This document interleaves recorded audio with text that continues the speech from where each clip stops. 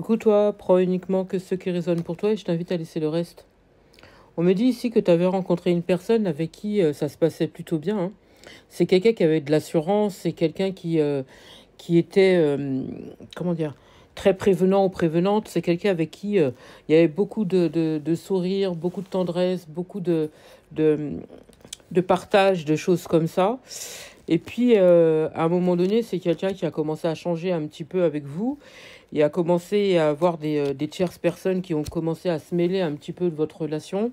C'est comme si, du jour au lendemain, c'est quelqu'un qui vous a montré en fait son vrai visage. Je pense que lorsque vous êtes rencontrés, c'est quelqu'un qui, euh, qui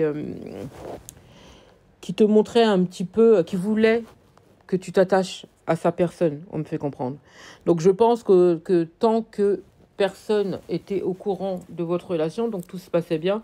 Et j'ai l'impression que dès lors que des personnes ont commencé à savoir que vous étiez en fréquentation, forcément, j'ai l'impression qu'il y a des personnes qui ont commencé à mettre leur grain de sel dedans. On me fait comprendre que il y a dû y avoir, c'est soit quelqu'un de la famille ou parmi les amis qui ont essayé de se greffer à à votre relation et ça a commencé à capoter.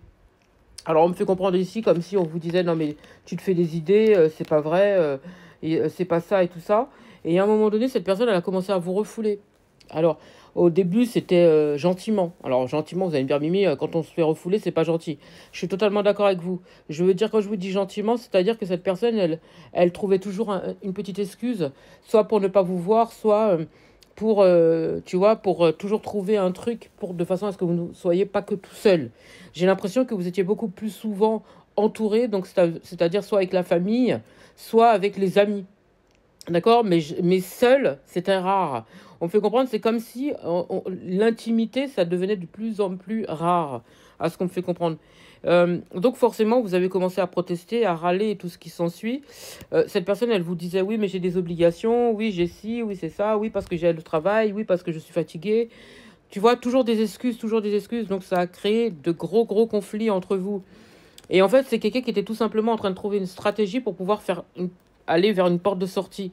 Ici, c'est quelqu'un qui avait l'intention plutôt de vous embarrasser, parce que c'est ce qu'on me fait comprendre. C'est comme si vous étiez de plus en plus embarrassé, de plus en plus gêné. Il y avait des petits pics, des fois, quand vous balancez au nez. euh, Comme si on sentait une espèce de moquerie, tu vois. Euh, je pense que, euh, je pense que l'entourage était au courant de ce qui se passait, notamment une personne. Il y a une personne qui, alors, comme je l'ai dit, hein, ça peut être soit quelqu'un de la famille, soit ami ou quelque chose comme ça, mais j'ai l'impression qu'il y a quelqu'un qui s'est greffé et qui a commencé un petit peu à relooker hein, la personne que vous convoitez. D'accord. Je pense que c'est quelqu'un qui a fait des demandes ou qui a commencé à s'intéresser, qui a commencé à faire envoyer des petits mots doux, tu vois, pour pouvoir aller prendre cette personne. C'est le mot, elle vous a pris cette personne parce que pour elle, c'est la personne de sa vie, c'est elle qu'il lui faut, cette personne. Hein. Je parle je ne dis pas de genre ici, vous prenez en fonction de votre situation. Pour cette personne, c'est la personne de sa vie et c'est pas vous. Alors, je ne parle pas de la personne avec qui vous êtes à la base. Je parle de l'autre personne, c'est-à-dire la personne qui s'est greffée. Elle a voulu se l'accaparer pour l'avoir pour elle, cette personne. Et donc, forcément, elle s'est intéressée par elle. Donc, son espoir, c'est de l'avoir. Elle veut absolument l'avoir. On me fait comprendre elle a des sentiments pour cette personne et elle veut arriver à destination avec. Elle a envie de se le faire ou se la faire. D'accord. On me dit quand même que lorsque vous avez le dos tourné, lorsque vous êtes là, c'est le grand smile, tout va bien, il n'y a rien qui est montré. Par contre, une fois que vous avez le dos tourné, c'est critique et tout ce qui s'ensuit. Hein. Critique sur vous, vous n'êtes pas une bonne personne, qu'il ou elle s'est trompé royalement sur vous et que c'est uniquement cette personne qui est bonne pour elle. D'accord. Donc c'est quelqu'un qui profite de la situation pour pouvoir exploiter, parce que c'est un petit peu ça, hein, exploiter la situation et pourquoi pas le neutraliser et l'avoir que pour sa personne en fait. Donc c'est pour ça en fait que vous voyez que cette personne elle s'éloigne de plus en plus parce que l'autre personne est en train de lui monter le bourrichon. C'est ce que j'entends. On me parle d'énervement, donc vous, forcément, ça vous énerve de plus en plus parce que vous ne comprenez pas ce qui se passe. Et pour le coup, d'explication puisque cette autre personne ne vous parle pas. On ne vous dit rien, on vous dit que c'est dans votre tête. Donc, vous vous rendez compte que cette personne, elle est de plus en plus distraite et que vous vous rendez compte aussi que elle s'investit un petit peu plus avec ces autres personnes-là. D'accord? Et vous vous posez la question, mais qu'est-ce qui se passe? Pourquoi tu es de plus en plus avec ces personnes-là? Parce que là, on me parle amis. Amis ou famille, encore une fois. Hein. Il y a une espèce de connexion. Donc, je pense que ça peut être famille aussi, parce que je ressens fortement la famille. Famille, mais de votre côté. D'accord? Ça peut être de votre côté ou son côté à lui, mais non. Moi, on me fait comprendre que c'est de votre côté. Si c'est les amis, ça peut être des deux côtés. Ok? Qu'est-ce que je pourrais vous dire? On me dit que cette personne, elle s'investit de plus en plus. Elle s'investit, elle fait tout son possible pour pouvoir l'éloigner de vous. On me parle d'esprit imaginaire. Donc, c'est quelqu'un qui use de tout un tas de stratagèmes pour pouvoir l'éloigner de vous. Moi, je vous sens vraiment stressé, ce qui est totalement normal. Hein. Le stress, le maux de tête, on ne se sent pas bien. Pour le coup, ça peut être quelqu'un aussi qui vous dit toujours, voilà, je suis fatiguée, je suis distrait, j'ai mal au crâne, je suis fatiguée, pas ce soir et tout ce qui s'ensuit. Donc, c'est quelqu'un qui trouve toujours une excuse pour ne pas passer de temps avec vous ou ne pas avoir d'intimité avec vous. Euh, vous voyez que c'est une évidence. Vous commencez à voir de plus en plus les choses. Vous voyez les coïncidences, hein, de plus en plus de coïncidences, et jusqu'à la conclusion qui devient une évidence pour vous.